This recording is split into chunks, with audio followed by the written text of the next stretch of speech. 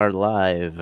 It is the night, and yes, to answer your question, Randy, you can see because it shows the little thing Very at the cool. top there. Ooh, we got 7 already. Wow. Welcome to Welcome. everybody. We are streaming live the uh, documentary Decibels and Diatribe tonight. Chat is open, and a welcome to all of you. And uh, I'm going to put our socials up there. I'm Cameron. Randy is joining me. We've been friends since Methuselah. Uh, well, not quite that long, I guess, That's but a long time, bud. yes. It's been a good, what, 15, 16 years? About, let's see. Something Well, like we're that. going into 22, so 2006 was when we Yes. started hanging out. So yeah, it's been a hot second. I was Hey, always, what's up, Justin? ah, Good to see you, man. Justin in the chat. Let's Yeah, put it up. Justin's a friend of mine. Uh, does the Valley Vegan podcast and the Word to the Wise podcast, and he is a fellow. How would I put it? Just we're me and him are kind of one and the same. So Right. yeah, man. Brian Woods is here as well. Woodsy, what's up? This is going to be another topic near and dear to Brian's heart for sure. Yes, and I'll put up as well. I have a music site Hey, that you have there. Randy has one. yes, I You do. there? We And we got Brian Dorn. We got Dave Eichman, man of oh, the hour, one of the two men of the hour, I guess you could say. yes. Hey, what's up, Ryan? Some people I don't know, but welcome. A Yeah, friend of Randy's is a friend of mine. So very, very, and very the much band, so. we will be showing off tonight, I guess you could say, is End of Story. That's his Mm, Facebook link, and Scott's YouTube channel, where you can find this exact video yeah, that we're going to be watching. and And Dave Eichman in the chat is the bass player and does bass and vocals as well. And okay, Ryan is the filmmaker. I was like, where do I know that name? I know that name somewhere. So Ryan, the filmmaker. yeah, Yeah. so Dave Eichman is the bass player for End of Story, and I believe Scott Reed is going to be here too. So just a little Yes. background about this. This is I've known these guys. I've known Dave maybe since 2004. I've known Scott since about I think 99 or so, and Scott ran a studio in Wichita called Anybody Listening. And my band at the time got a message from Scott one day from the studio, and he was wanted to meet us and have us bring a little demo by. And we were probably, gosh, we would have been 19, 20 years old around that time. And we went into the studio in Wichita, and he played some tracks from his band End of Story. They've been around coming up on 30 years. And Mhm. we were just, we were blown away. And I just love Scott's music. And Scott and Dave have been lifelong friends and played music together for, just decades at this point. And so, when Ryan in the chat did this film, yes, Brian Woods was there with me. Me and Brian played music together. And our band went and met Scott, and he was there Brian was there that day too. And yeah, our jaws just hit the floor. It was me and Brian. But anyway, yeah, Ryan in the chat made this film about the recording process, and Scott Scott is a lot of fun, and I have a lot Yes. of fun watching this. This is not my first run through of this. Nor Um, mine. yeah. And Yeah. so I guess just Cameron, you came in the picture with a band I had called Me and My Shadow. You and me had been friends for a long time, but we went. Yes. Was that the first time you met Scott when we went down and played in Wichita? One of those times you went First with us? and pretty much the only time, I believe. I don't think I've seen Okay. him other than that one trip. Oh, So okay. I can't remember how many of those there. I thought there was maybe like 2 or 3 of those shows, but they all blend together at Oh, this yeah. point. Nice. So, we're super stoked to watch this and just talk about recording in general. And, yeah, I can't think of anything else to add at this point, man. I can't either. I just remember doing the show. I filmed it, and I thought I did a pretty good job filming that show where you and me and my shadow. Oh, yeah, you did do a good job filming that And show. We got that footage somewhere. It would be cool to get it put yes, up, you know? yes, Yeah, I would right I would on. like to see that. But and then I think it was the next morning we went to like Village Inn or something and got some food, and yeah, it was pretty cool. Good times. Yes. What up, learning through the insanity, ADHD philosophy? Whoops. I know something about that. Yes. Yes, I believe indeed. I showed those comments already up on the screen. I was making sure there weren't new ones. So I say we Alright, just man. roll, Hell and yeah. we may pause throughout, not spend We'll a whole lot probably of time. pause. I'll let you know. I'll probably just Yeah. say, "Oh, man, I love this part here," or whatever, but you don't have to Yes. stop for that, but Yes. I'll let you know if I wanna Oh, yeah. throw in an anecdote. Yes. So we will let it roll and go from there. So it's gonna be a fun night. Yeah. What we're doing with this documentary, well, it's achieving a few things. I've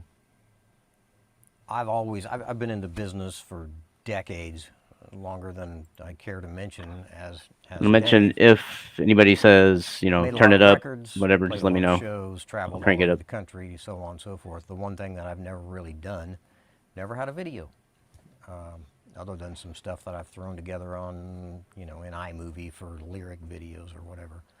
I wanted something that was real and substantial and informational and hopefully Turn it up. entertaining Will as do. well. You got it. And all we really set out to do with this is just give a sneak peek into how we make a record. That's, again, it's not to say this is the way This you is make a the record. max. This is the only way you make a record. This is the As right high way as to I make can a go. record. This is the end of story way to make a record. And I'm glad we got to use this song for the documentary. It's a special song to us, about a dear friend of ours named Skot Guy. It was written for and with him, and it holds a special place in our hearts. So we've been fortunate to spend time with Ryan Cooper to make this video. He's doing a fantastic job, and I hope you enjoy it. Sounds like a threat.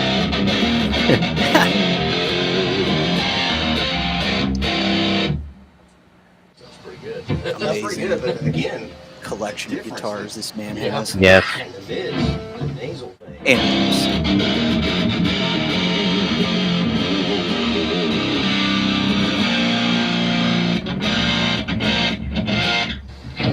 did the intro in one take.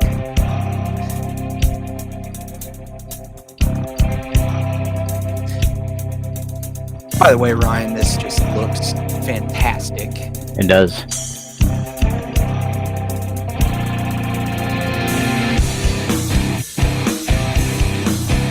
There's Dave. Wah!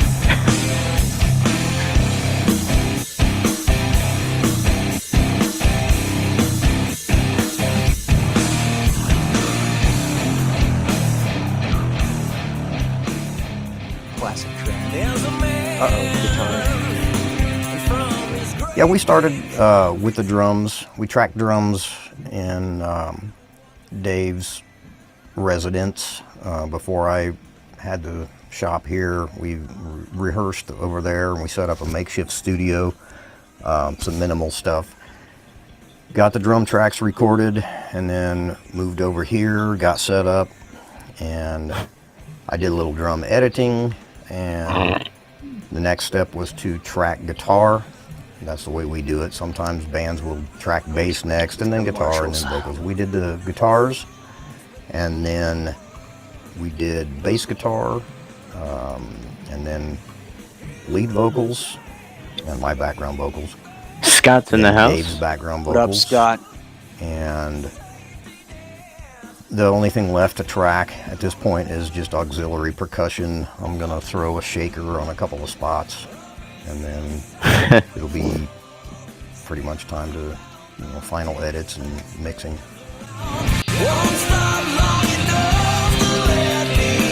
This is Scott's studio at his house now. It's amazing. Got to hang out there a few times. Yeah, so the way we track drums, there's a million different ways you can do it. The way I do it, I've got 2 mics on the bass drum, 2 mics on the snare drum, microphone on the hi-hat, a microphone on each tom-tom, stereo overhead microphones, overhead left, overhead right. Sometimes I'll use a ride cymbal microphone. I recorded a ride cymbal microphone on these songs that we're working on, but so far I haven't used that track. It's just there if you need it, kind of a thing. So I think there's a little salt and pepper. 12 channels of drums, something like that. And of course, like I said, everything's on a separate track. So It'd be like that. it can all be EQ'd or affected in any way. I just printed to the computer the EQ that I got on the console for the drums. I like to try to get my sound going into the computer, spend a little less time with software and that kind of thing to get the sounds. Yeah, one thing Scott taught me is not to try to fix it after the fact. A lot of guys say drums are hard. Drums are really hard. Drums are hard, Scott. Not for you. Sound replacement software and things like that. And I don't do that.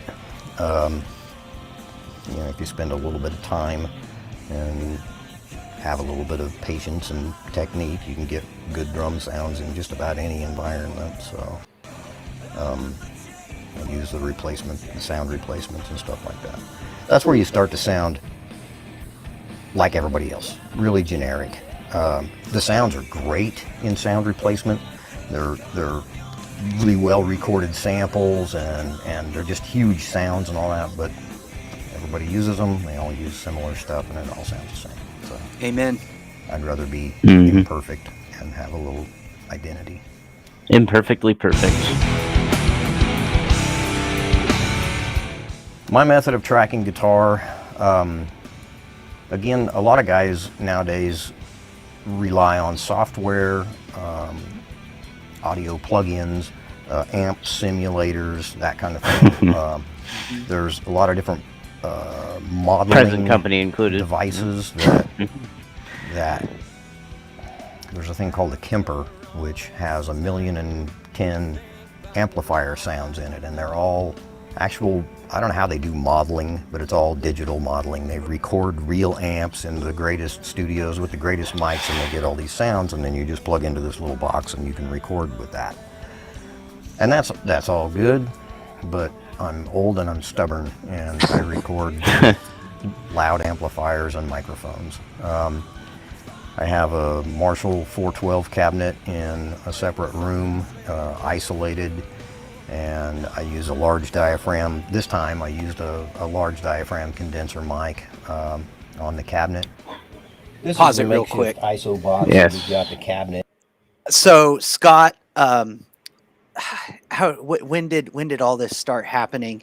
It was around the time when me and Brian Woods were spending a lot of time in the studio, but I would say probably about 2002, 2003.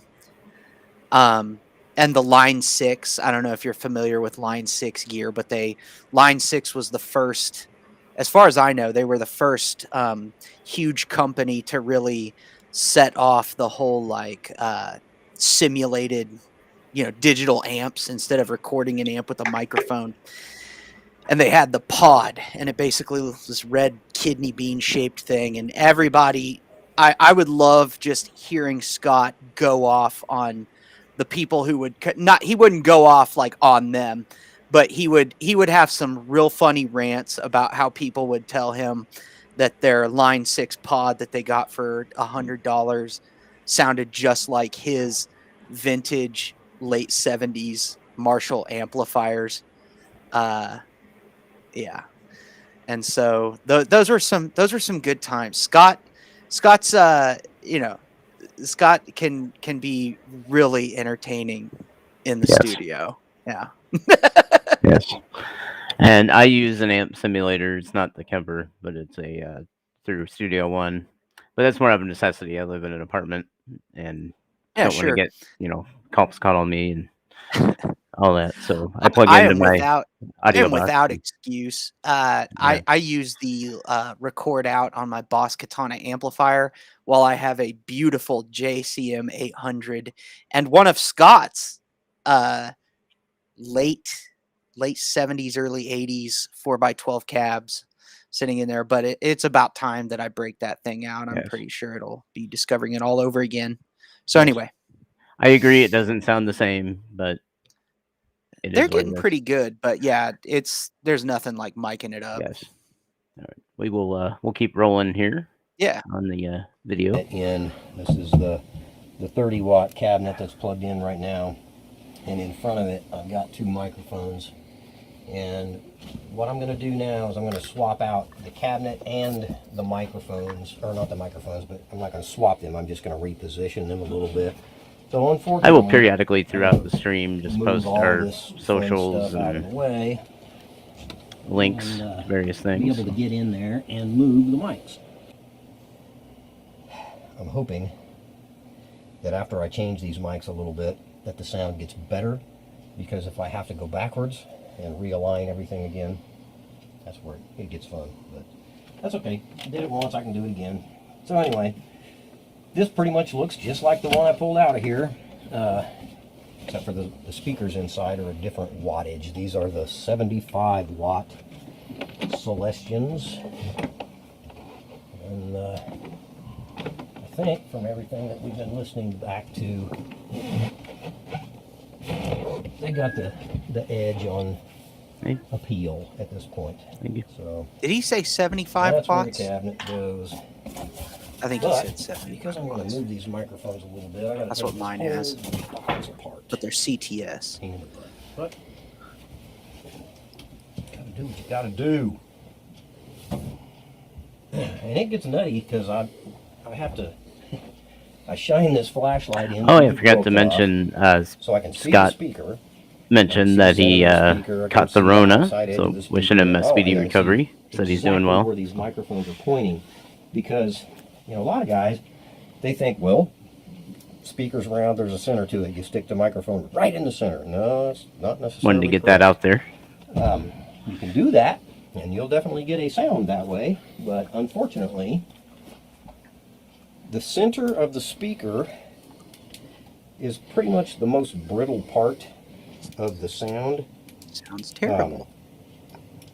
It's very mid-rangey and sometimes very brash, and that's why I call it brittle. But Brash. in certain instances, that's the perfect sound.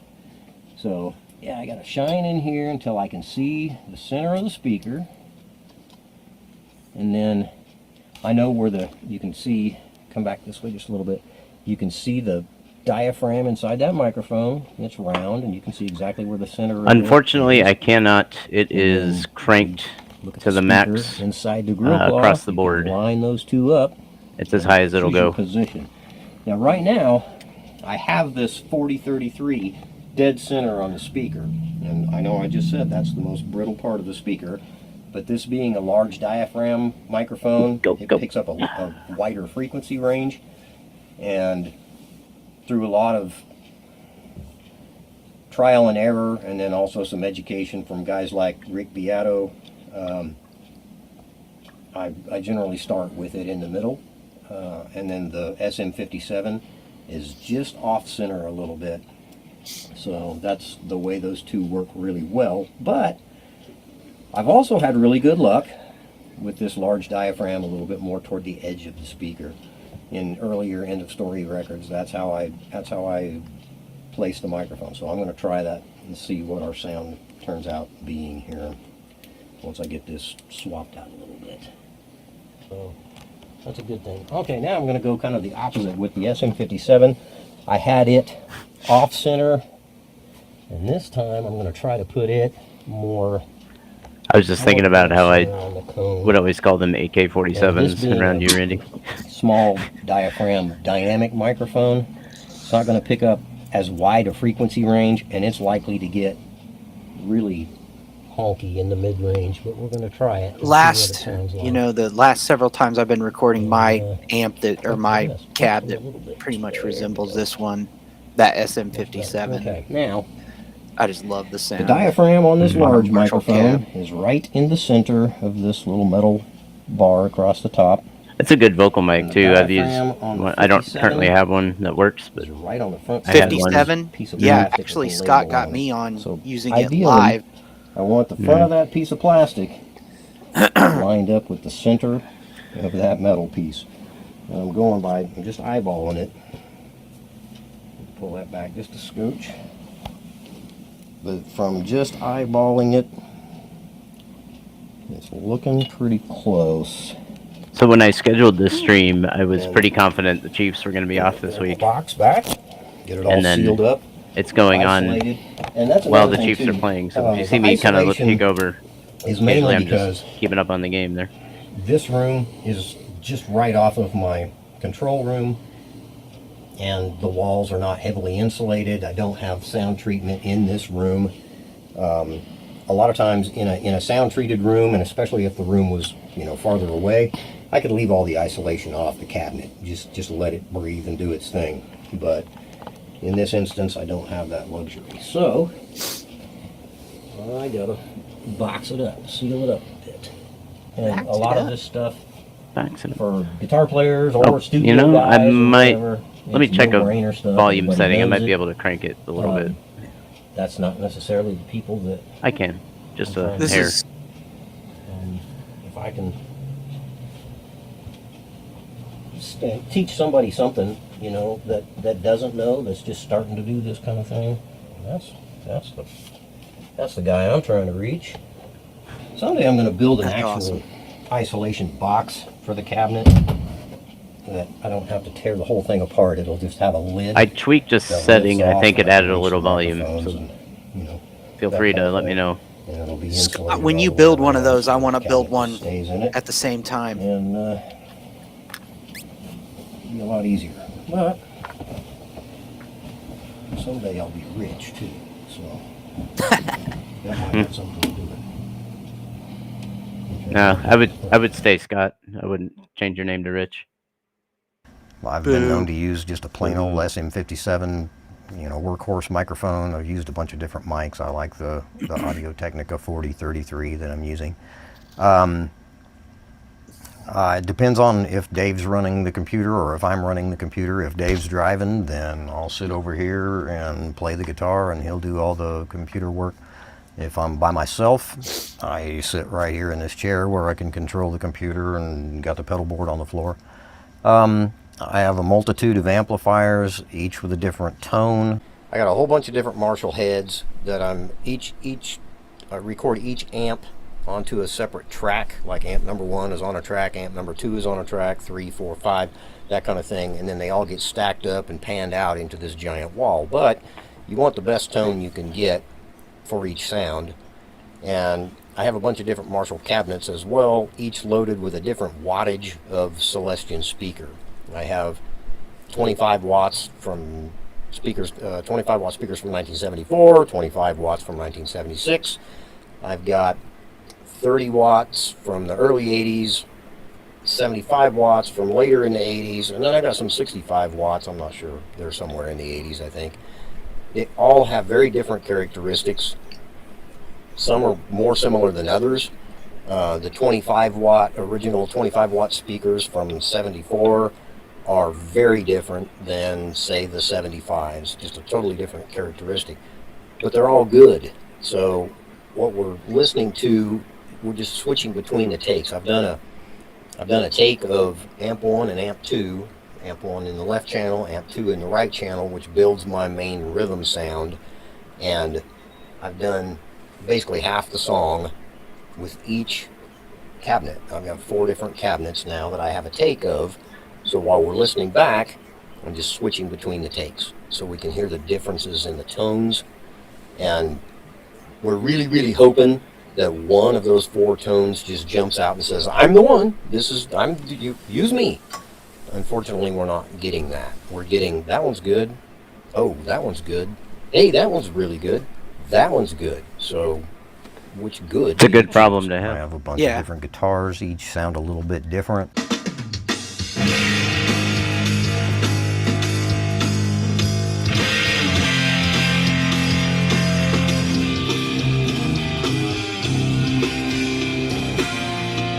So I will layer the guitars, the different amps and different guitars, and just build a wall of guitar sound that each one of the sounds within the stereo spectrum is a little unique, and the way they all blend and work together it just creates a huge sound. See that little Pause it real squiggly quick. line? That's part of a waveform. When you're just a young kid, 19, 20 years old, and you know you dream of having that kind of gear, you know what I mean? And to go into that studio, I had a 5150 half stack, and we used it, but we also, when we would record my guitar for my band, we would split my guitar signal and go into some of his heads. And he mentioned earlier in the chat, he calls it the number 2 head, because it's the number 2 head out of probably 4 or 5 different Marshall heads he uses.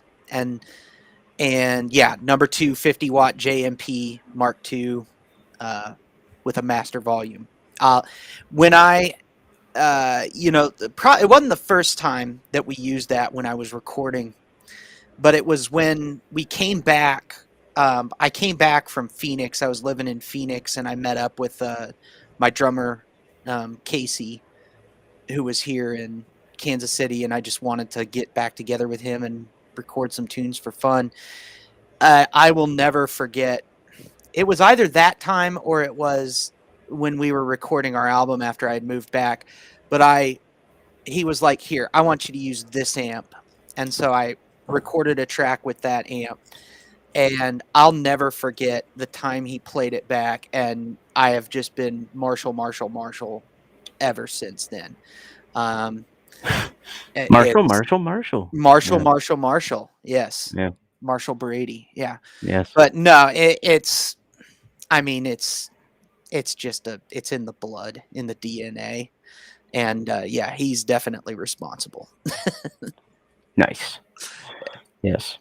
He'll be talking about here coming up about he kind of alluded to it already about panning, and I've learned so much with Randy and Ward. Ward's a guy from my church. Okay. That is just about the effect of panning. Well, so what I learned from you is the effect of panning, and I already knew about layering because I did that for myself.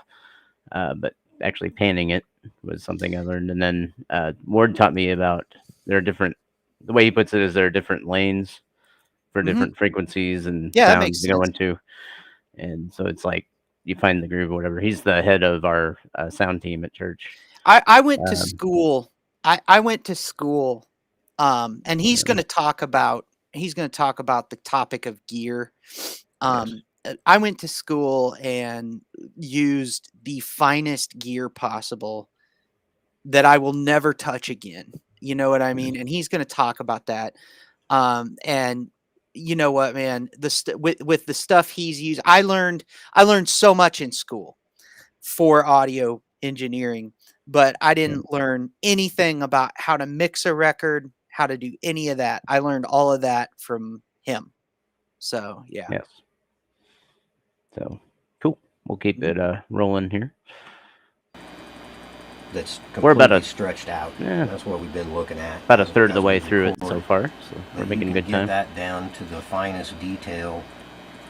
And what we're looking for is peaks and valleys. We want to make sure that the peaks are Like these two tracks right here, that's both microphones on the same cabinet. So Yeah. we want to make sure, like this right here is a peak. And up here it's not as big a peak, but it's a peak, and they are in fact lined up. Over here we've got a valley. I put my cursor right in the center of that valley. If I look at the other track, it's right in the center of the valley, which means that the phase between those two microphones is aligned.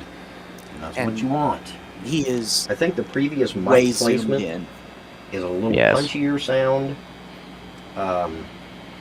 It's not quite as bright, but I'm not necessarily sure that's a bad thing. So I would say if I had to choose, I would have chose the first one, the original. the one. original, yeah, Yep. I agree. The original. I think it's just punchier, and just a lot It's more got an present, oaky afterbirth. more in your face. And Office reference. that's kind of the old school way of doing it. And I don't use the most high-tech gear. And The mic shelf. Oh no, it's a mic locker. Oh yes, a mic That's what blocker. they call it. It's what it's called. What's in your mic blocker? I didn't see the door. No, it doesn't have to look like a locker. Doorless. But it's called a mic locker. Doorless locker. God, Dave. Studio I terminology. don't have the most expensive preamps and all that kind of stuff, but I Yeah. get decent guitar sound, and You want to pause? you know, or- the When he records stops speak for talking about his themselves, gear. So it's pretty simple. It's a painstaking process. Mic placement has to be, you can mess with mic placement because moving a microphone a half an inch on a speaker in any direction will drastically change the sound, and that sounds silly, but it's the truth. You want to have the right placement for the mic. You want your amps to sound as good as you can get them to sound in the room, as if you were rehearsing, and then you got to try to capture that with a microphone in an isolated room. It's time consuming, and that's where a lot of guys will resort to that software, because you don't have to do any of that. You sit down at the chair, you plug into the Kemper, you go straight into the computer, and your sound and your mic placement and your cabinet choice and amp choice and everything is all just at the push of a button. And it sounds really good. But all the guys that jumped on the Kemper bandwagon when it came out, a lot of them are now going, recorded with a real amplifier today, and kind of realized I miss it. I'll stop it there. Yeah, to the whole gear thing. I mean, obviously, anyone with any knowledge of guitar gear knows that he's got some of the most sought after vintage Marshall amps and cabs. Absolute stunning lineup of Gibson guitars. But on the studio end of things, it's really easy to spend a ton of money on studio gear, and it gets very boutiquey and very snobby. And this dude is making this music on stuff that's really old. I mean, and I'm not saying that I'm not saying him to put it on blast. He'll tell you just the same. He doesn't have the gear that he uses, and he shoots, even the gear that like we use or whatever. People will look at it and be like, "Well, that's not professional." Blah blah blah blah blah blah. But I mean, the results speak for themselves. It sounds fantastic, and it's just the know-how. And taking the time to do it. You know what I mean? Yes. Like having an amazing sounding, guitar rig in guitar is great. And you can have the most high dollar microphone preamps, interfaces, converters to get it all into your computer.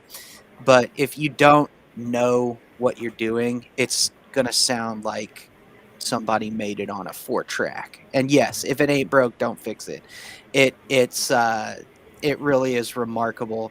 And I remember one of his earlier records he made. He told me the gear he made it on, and I was just like dumbfounded, like just what he was able to make happen with what he had. And I just think that as musicians, especially, you know, as marketed to as musicians are, it gets very easy to just throw money at it and think that that's going to result in a perfect sound. But if you don't know how to mix a record, if you don't know how to if you don't, you got to have that experience and all that good stuff. And if you don't take the time to learn and be humble, you're not going to have a great sounding record. Nope. Yes, amp sims are great tools if you don't have access to the real gear. I'm in that camp. Well, and you're in an apartment too. I'm in an apartment too. Yeah. But yeah, this dude is making records with gear that it's the fact that I know people making records with, they just have so much money in gear, and I listen to theirs and I listen to his, and I'm like, it's kind of embarrassing, you know. Mm. So yeah, yes, it's really cool. What do you? I will confess, when I'm mixing my own stuff and mastering, I'm using a lot of presets and Pro Tools, or not Pro Tools. Well, you're learning, you know what I mean? Studio One. Yeah, and it's a lot of it is just okay, you know. Well, yeah, you're learning. I'm not doing all that, but I'll get there. Of course. And I didn't, you know what, after I went to school and I came back, we're talking like late 2000s. It was after you knew me. I would record. I recorded the drums on my first kind of post recording in the studio Not sure what that project. is. Yeah, ignore that. I don't know what the hell that is. I recorded drums, I recorded the guitar, I recorded vocals. But for a good 3 or 4 records, I did not mix my own stuff because I just didn't have the know-how yet. Yes. I would, Skot would mix it. Yes. And I just knew that he could make it sound better than I could. And I was happy to. Yes. I remember there was that one record, I don't know if you want me saying it publicly or not, but where it was mixed and then you're like, this sounds really good. Yeah. It was your sounds way better than the Proxima Machina. It's currently on the Bandcamp as Randall Carrier and Homies, but I just need to re-release it here on Mars. I need to do a couple administrative. There we go. Administer away. The posters behind Skot. Let's see here. If I'm not mistaken, no, I don't think either one of those was a gig where we played with them. I don't believe so. No. Not me and my shadow, but I was thinking maybe there was a poster on there, like from when Cassiopeia, my previous band, played. Yeah, played with them. Yep. Well, let's. By the way, don't anybody, if you're on YouTube and you saw that link that somebody, it looked like one of those links to go get your stuff hacked. So I don't know if that was a link. I didn't see it. Don't click on it if it is. It's either a link or somebody is speaking Klingon. Like those are the two options. Yeah. Yeah. Well, I don't want to drag this out forever. So whenever you're ready, we'll get it rolling here. So, software is a beautiful thing, and there's some great guitar sounds to be had, but it's not the same thing. If I'm not playing loud enough to wave my pant legs when I stand in front of the cabinets, then you can't substitute that. You got to feel it. I agree.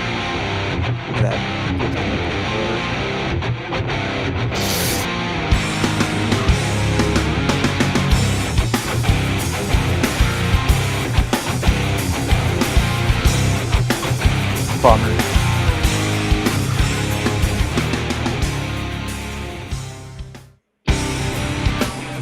Oh yeah. Tracking bass. Tracking the bass is similar to tracking guitar. I've been known to use 3 microphones on a bass cabinet. I have what I call the sub tub. It's this big barrel looking thing. I call that the sub tub, which is the big sub-harmonic microphone. A lot of people use them on kick drum. I use it on the kick drum on the drums. I'll put that on one speaker in the cabinet. I'll use interception SM57 or Audio-Technica large diaphragm condenser on a separate speaker, and then also use a direct out from the head, the DI from the bass head. This time I simplified it a little bit just for experiment's sake, and I was very pleased with the way that it came out. I just used, as a matter of fact, I think I used an MXL, a very inexpensive That's microphone. what I used for it's years. MXL 990 large diaphragm condenser. I use that for everything. I didn't even put the Years. bass cabinet in the ISO booth in the room. I just turned it around, faced into the corner in our rehearsal space. Put a bunch of foam in front of it, placed the microphone. Dave sat over here and just monitored the bass through the, Dude, he's a through the badass. studio monitors. Really didn't do anything. He's got such a good sound just live. His sound is really, really good. I had him tweak the tone knobs on his guitar a little bit just so that it would poke through the mix a little bit. Really nice, bright, mid-range, pingy sound. He plays a Spectre bass and Ampeg amps, and it's very distinct. It's the sound of rock, as they say. It is. 97X. We listened to it back the other day, and he's like, "Man, the bass sounds great. You've done some work on that?" And I said, "No, I really haven't." There was just a little bit of compression on it, no EQ, no nothing. It was just the sound of his guitar straight into the computer, or through his amp and then the microphone into the computer. So no enhancement of any sort, and it sounded really good.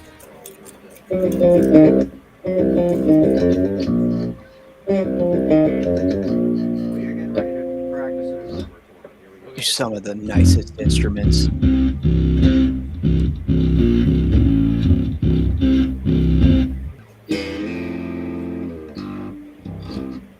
That may be Yeah, I just need to feel it here. too happy for the group, but we'll see.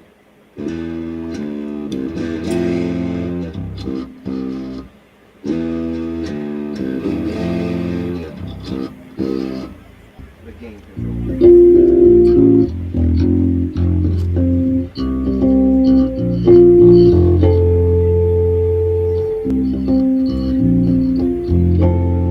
Man, that's Just hearing the stories about Dave's different basses, some of them have a really cool story behind them. Oh yeah.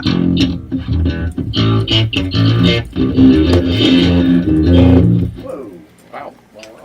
I was pleased with just the single microphone, not using the DI, not using the sub-harmonic mic. Peace out, Justin. That's what I did on the Sonic Blueprint and Self-Propelled both. I used that triple mic setup, and it works great, and it sounds great. Those records sound good. What we've got going on right here sounds really good too. So I don't think anybody's going to hear it and go, "Ooh, we're missing something." Yeah, in fact, most of these guys play instruments and they some of the stories around just guitars itself. It's really cool. yeah. Which is the way mine work, actually. Which both of my main guitars involve these two guys. Every single one of mine are ones that Randy gave me. Oh, that's awesome. Yes, Blondie. I'll track the lead vocal. Usually the way I do it, The I'll quilted maple try to build bass. dynamics through the song. In different parts, I'll do different things. Like, for instance, in the verse, it's just one vocal line, just one track of me singing. All right, I think any old time is good. Okay, here we go. All right. Oh no, I didn't take it personally, Scott. Was handed down an expiration date. Certain lines in the verse, if I want to emphasize that line, if I think it's an important line, If I need a little more power, just a little bit more depth to a particular part, I will double that vocal, meaning I will sing it again as closely to the first track as humanly possible, or at least as close as I can get it. And then it just fattens up certain parts. Now, I do that also when it comes time to do the chorus. You know, the chorus is the big part of the song. It's the part that sticks in everybody's head. I would generally double the vocal all the way through there. Double the lead vocal all the way through for the chorus, and then any harmonies that are added, well, anywhere in the song, but always in the chorus. If there's harmonies, they're always doubled. And still these hours change to months from days. The party dead in end. Sign of a good So, for vocalist. instance, if there's That's a three-part single harmony vocal, just a there's single 6 vocal tracks of there, vocals, and it 2 of each sounds track. amazing. Just They're all hearing that little bit. delivered as closely to identical as possible, so that the phrasing, the starts and stops and all that, you know, the syllable changes, all that falls at the same time. Because when you get 6 voices, if you're not dead on, it just sounds like just gets sloppy. You know, everything changing at different spots is terrible. So we work very hard at phrasing and trying to get everything nice and tight, and then whatever needs attention after the fact gets done in editing. You know, if a line runs a little bit too long and needs to be shortened, I can do that in post. You're coming in right after the solo, right? Yeah, it's actually kind of right on the tail end of the solo because it's the and still these kind of come in right on the end of it. So that's the way I do it. Again, software, you can double vocals with software, and it's similar. It's not the same thing. And a lot of people ask, why do you do that? Why do you double vocals? Or why can't you just take that one track and copy it onto another track, and then you have 2 of them? This is insane right here. You'd want to listen What to was this. explained to me one time, and I'll never forget, is I was told that anything that vibrates, be it a piano string, a guitar string, a bass string, or a vocal cord, never in the history of time does it ever vibrate identically. Never will it vibrate the same way twice. He If told me you that were 20 looking years ago. Like if I took that track and just copied it, Yeah. the waveforms are identical. And you can take those and pan them far left and far right. But because they are absolutely identical, Still just sounds like there's one. no perception of Yeah. left and right. It still sounds like it's just one track right in the center. If you physically double that, even though your delivery, your start, stop, all your syllable changes and everything are right on the money, the vibration is not the same. It works, it creates a natural chorusing, is what they call it, chorusing effect.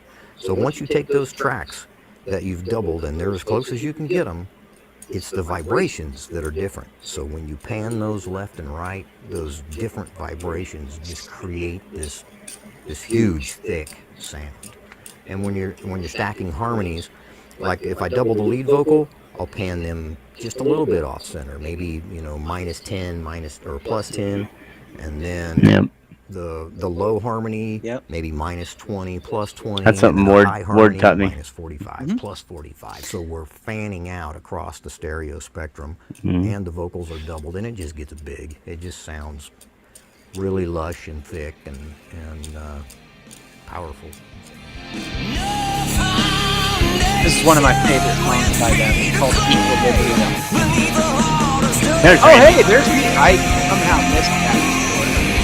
I have no idea how that was definitely my favorite part.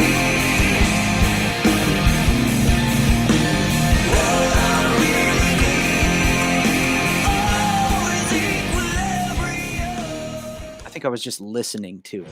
Let's see, maybe. auxiliary percussion. I like to add a little bit of flavor here and there, auxiliary percussion is what they call it, and that could be a million different things. And auxiliary stuff doesn't always have to be percussion. On all of my records, the Sonic Blueprint, the self-propelled, and I think probably the first EP even. It's been so long since I did that one, I'm not really sure. I mean, I played, I hate to say, I played some keyboard parts. I basically had a keyboard and found a cool sound and went, "Ew," you know, whatever. That was my extent. I've started I am doing that. Not a keyboard player Absolutely. by any stretch of the imagination.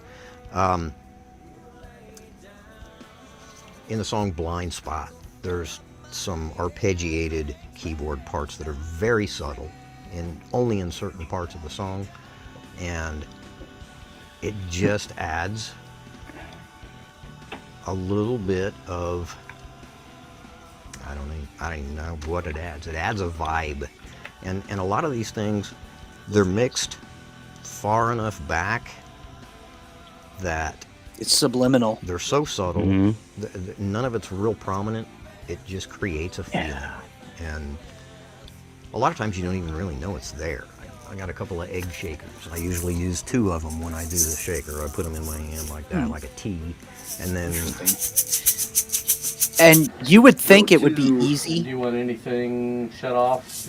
No. Okay. If you haven't done it before, it's hard to play shaker. And if you're not a percussionist and be right on with the shaker, it's hard. And so, yeah, it's hard. 12. As a percussionist, even it's difficult. Oh, I can speak to that. Sure. Ready? That was where I got my start musically.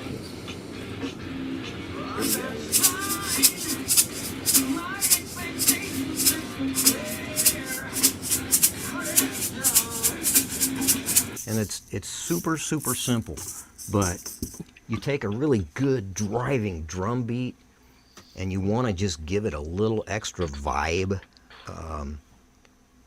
Throw that shaker on there. I usually double the shaker track like I double guitars or double vocals or anything else, and then just kind of mix it in the back. And it's subtle, but if you turned it off, you'd go, oh, wow. You know, you might not know it's there until you turn it off. It's like turning off a It might feel AC good or something, you to know. start with. That hum goes away. Whatever, but if you And want Yeah. to add depth to a groove, and it's hard to define what groove is, but for me it is. But it's just one of those things. Makes your neck want to do this, you know. Makes you want to shake your ass. Makes your neck do this thing.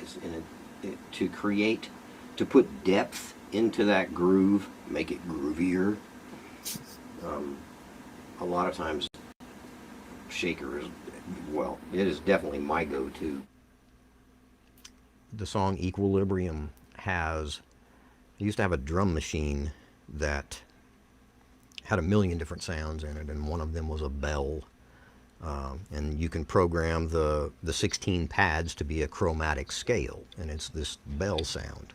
And there's a melody that comes in during the chorus, and I think in the intro of the song, that's played on the bells, and then there's also a harmony to the bell part. It was all done on a drum machine as an auxiliary track.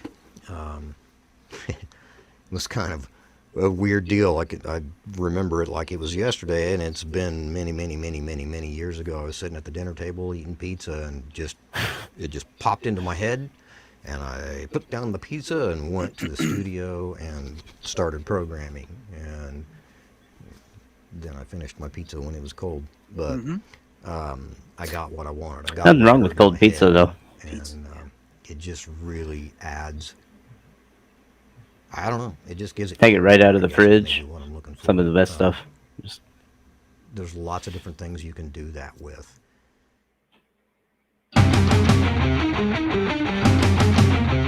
the bells and whistles. I mean, everything he's going through. That's a big process, and one Rewind that I it, can really paused, do or- by myself. Yeah, pause it real quick. yeah. Everything he's going through is just, it's so weird to watch this, because it's like, I kind of got this is so cool because, you know, as somebody who I've been doing it now for 20-ish years. Nah, more like 15, I would say. 16, something like that. But like this is all stuff I just got over the course of years and years and years. And it's really cool how this is put together so that it's like a Cliff Notes version of everything. And this isn't everything, by the way. I mean, we can sit and talk for hours about Like an what. intro class, basically. Yeah, this is like a good like reading over the syllabus, and he's captured Ryan's captured the high points, and you know Skot has hit on some of the most crucial stuff, and I can remember the times when I learned about using a shaker and what a shaker can do. I can remember the time I learned about panning. I definitely remember the time I learned about real guitar sounds versus simple. Sorry, Scott. I'm just giving Scott a hard time. I definitely, I remember it. Just watching this just brings all these vivid memories back to mind. As it's just this like great condensation of all the cool things I've learned from him over the years. So this is really cool. It's condensation. Anyway. That sounds very scientific. Is that the right word? Condensation? I don't know. It's all Yeah. condensed into this cool, Condensed. Very well done. Yes. We'll keep it rolling. Yeah, keep it rolling. Oftentimes Dave will sit here and listen as I work. More often than not, he falls asleep, and that's fine. But you know, it's one of those things. I've done that too. It's a boring process unless your hands are on it. So I mean, I get that it's not everybody's cup of tea, but editing is basically just cleaning things up. For me, it's cleaning things up. Like, for instance, when I record guitar tracks, there's always a little bit of amp buzz, and especially when you're stacking up all those guitar tracks, even if the buzz is very subtle, you know, just the hum of the amplifier itself, and the microphone picks that up from the speaker cabinet. Once you get 6 or 8 tracks, that hum becomes pretty obnoxious. So you just go in and remove those parts of the tracks. If there's tight, chunky guitar parts, like there is in this song, Expiration Date, during the verses, it's really staccato and tight, and there's air between those notes. Again, that hiss or buzz from the amps is apparent, so I go through and just clean all that kind of stuff out. It's a lot of clicking too. Yeah, And, you know, as I'd imagine. the song ends, things fade out. You put fades to make everything fade and end smoothly. Vocal edits, you basically want all the different parts, the lead and background vocals, to start, change syllables, and stop at the same time. Once you start stacking up a bunch of tracks, sometimes it's difficult to do. We get as close as we can, but sometimes I'll sing a part and my double track will run a little bit longer on the last note, and or a little bit short or whatever. But because the delivery was really good, and I've probably already sang it 7 or 8 million times to get that good, I'll just fix it in editing as opposed to sing it another 500 times to get it perfect. I don't mind the complete dry vocal. It's like it doesn't need much reverb. Right, exactly. Yeah. And it's just another way to build a dynamic. I mean, you could put, like on the I at the beginning, you put the delay on it, so it's, you know, the big part there, And then just drop it to dry. Closer to, Right. Drop it to dry, That and then dynamic. as we get to the second half of the verse, you can add the reverb, not the delay, just a little bit of reverb. So you've already, by the second half of the first verse, you've got 3 different, you know, sounds on the vocal. But the verb is small enough that I don't think it's obnoxious. You know? No, not at all. So, no, not at all. Mixing is just the balance of all the instruments, and it's the science of making everything the loudest thing in the mix. which is an impossibility, but that's what everybody wants. For me, it's space. Like, for instance, guitar parts. And it's similar in principle to what I discussed with vocal parts, where you place them in the stereo spectrum. To create the dynamic of the song, a guitar part during the verse, when the vocal is really where you're supposed to be focusing, or where most people focus, I might narrow the guitar parts so they're not centered, but a little more narrow, and give the vocal a little more space on the outside. And then pre-chorus, it might get a little bit wider. And then when chorus comes in, the guitars fan out, as do the vocals. It just takes up more of the stereo spectrum and becomes much larger. It's not louder, it's just perceived as bigger because of where things are placed in the stereo field. It takes quite a while to get to where you get all that automation and all those levels set to where the bass drum or the bass guitar just sits perfectly with the bass drum and the rest of the drums, and they create this giant fat rhythm sound. The guitar is a great sound on its own, but it has to be in the right spot volume-wise and EQ-wise to work with the drums and the bass guitar. I'm really simplifying this whole thing, but there's a lot to it, and it takes a lot of time and just listening over and over and over a million times, and each time you hear something and you go, okay, let me make that change. Then you listen to it again and go, yep, that was what it needed, or no, that was not what it needed, until you get where you can listen to the song all the way through and go, I don't think there's a thing I could do to it to make it any better.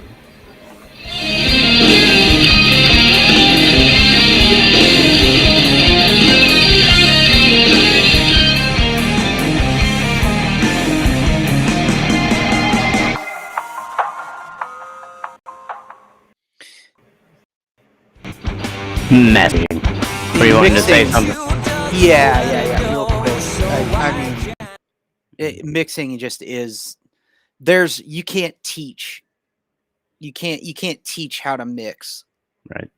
Like in the only way to do it is to just do it, or the only way to learn it is to just do it over and over and over and make bad mixes. And yes. It's really funny the way the ears are. You'll just sit and you'll be working on something and you'll be like, gosh, this is sounding awful. And you just hate the way it sounds and you feel like a total loser. And then you're like, you know what? You finally like come to your senses and you're like, I'm not going to listen to this. I'm done. I walk away from it, come back a day or two later. And you're like, this sounds really good. So it's really funny how that works, but yeah. Mixing is just, man, it just takes a long time to really learn. Yes, it does. I've been there. Mm-hmm.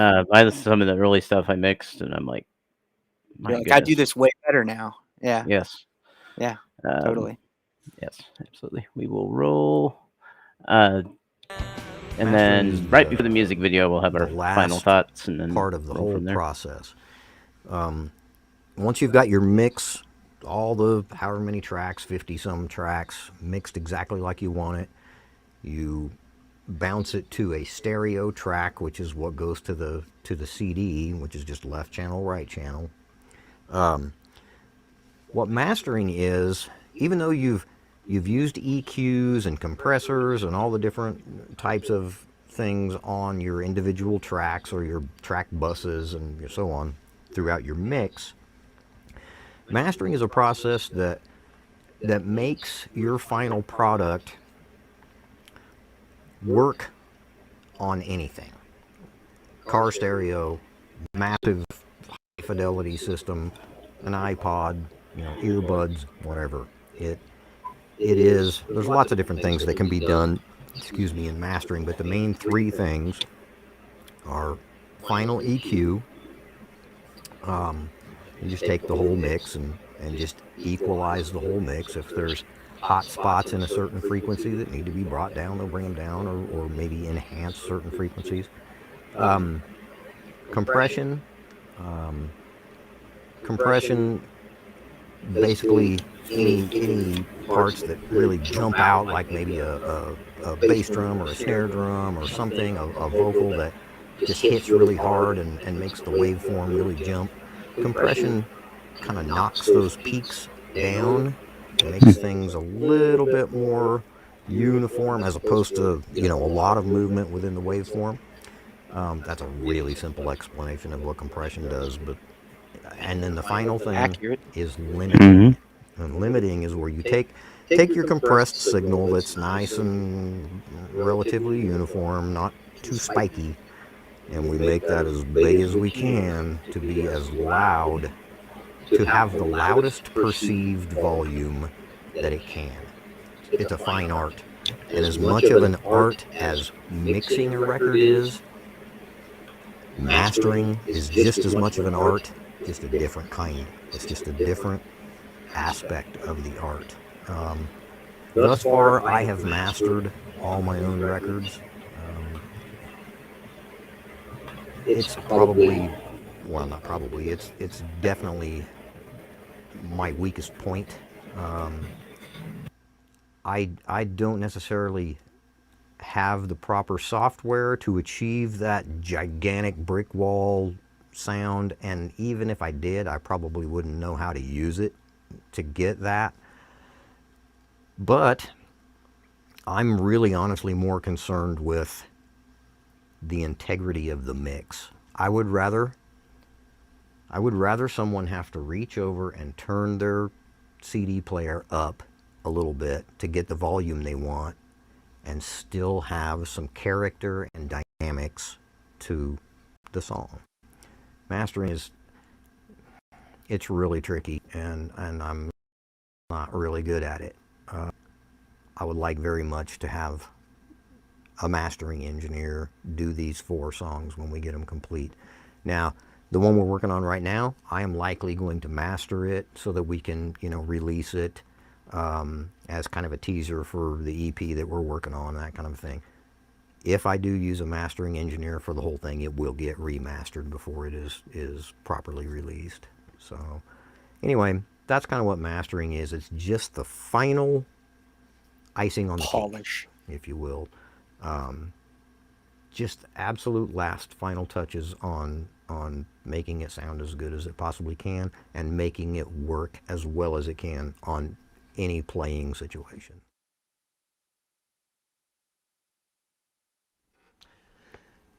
So we're celebrating Dave's birthday today.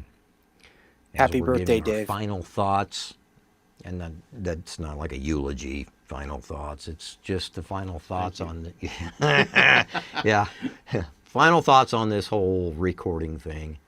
In no way, shape, or form am I saying this is how you make a record. This is how records are made. This is the only way to make a record. There's a million ways to make a record. Some bands play live all at the same time, and they get amazing recordings that way. We've recorded everything in separate pieces, put it all together, and made that work. There is no right way or wrong way. The only thing that matters is the finished product. So yeah, we're happy with it. Hopefully everybody else is. Yeah, as long as what you end up with sounds good and you're happy with it, it makes your heart happy, that's a beautiful thing. Good We've been times. really fortunate thus far that the 4 previous records have been that. I mean, they've sounded good. They've made people happy. They've made us happy. We're very fortunate that way. I just don't want to come off like with this whole thing like, well, this is the way a record is made, and if you're not doing it this way, then you're out of the loop. Because the truth of the matter is, I'm probably the one out of the loop. I'm using a bunch of, honest to God, we're not using any equipment that is above a prosumer level, consumer level, prosumer, the mixers are $1,200 a piece. You know, the most expensive microphone we've used on this whole project is about $400. It's nothing. It's just, it's what you do with it. And we like the way this stuff sounds, and we keep using it. So if it ain't broke, don't fix it. There's a lot of guys that are going to go, well, you're not using Pro Tools, and you're not using this, and you're not doing this, and you're not using drum samples, and you're not using guitar simulators. Blah! I don't care. We make records like we make records. And if you like them, cool. And if you don't listen. It's okay. It ain't going to hurt my feelings if you don't listen. So, anyway, that's the way we do it most of the time. Sometimes we make it up as we go along, because that's what you got to do. But what you end up with, what we end up with, in the end, sounds a little bit something like this. Almost forgot to unmute there. So we're going to take this moment. We're going to end with the music video, and we'll blow this out so it's taking up the whole screen. But wanted to give some final thoughts. Wonderful documentary, and I'm sure the raw footage is just as amazing. Sure it was hours and hours of unused film. But yes, Brian Wood said, great doc. I wanted to take a moment and kind of pimp my own stuff a little bit. So there's my Bandcamp link. Right now, if you get my whole Discog, I will send you physical CDs for free. So take advantage of that if you wish. And I know, Randy, you have yours as well. Do you have any deals going on? It's there on the screen here on mars.bandcamp.com. Endofstory.bandcamp.com, by the way. You can buy their music. I highly recommend it. It's also available on all digital platforms. There really is not it's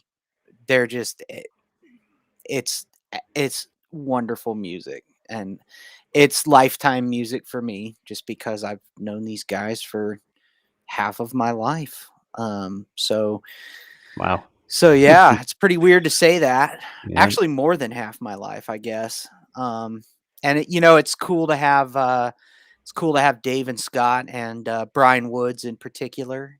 Cool to have you guys here, because gosh, I've known you guys this whole time. Yeah, it's and yeah, I'm seeing the chats come in. Yeah, just thanks everybody for hanging out and watching this. It's really cool to it's a really cool documentary. Brian, you did a fantastic job. You picked the best bits. I know you did, just because I know all the stuff I've learned, and yeah, there's just a lot of good stuff in here, and it's cool seeing these guys talk and do their thing and kind of put to film, as it were.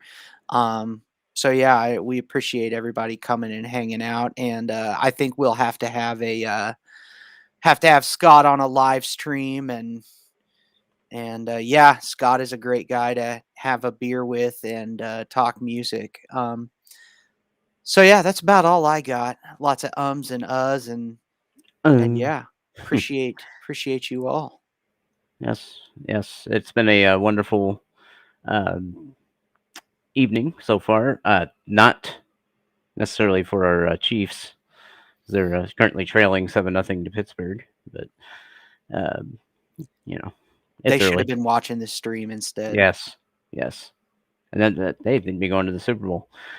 But well, there's a few rounds to go still. But we're going to end with the video and the music video here, and it'll just kind of blow out like this and get the spotlight there. So we will, at least I will. I don't know about Randy, but I'm going to stay on the stream until the end of the music video. And then we'll be signing off. So thanks to Randy for doing this, and thank you. I hope this is the first of many collaborations. So I'm sure it will be. Yeah. Let us go to the video. Bye-bye, everyone.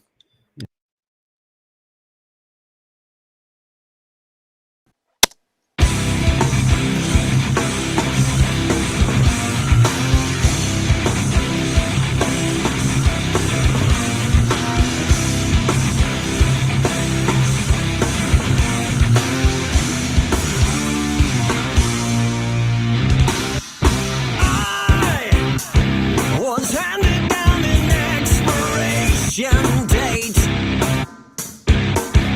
but that's fine. My expectation crystal clear, crystal. Welcome to the soiree, bon voyage for some who share this fate. Room's nearly empty and my taxi still is here.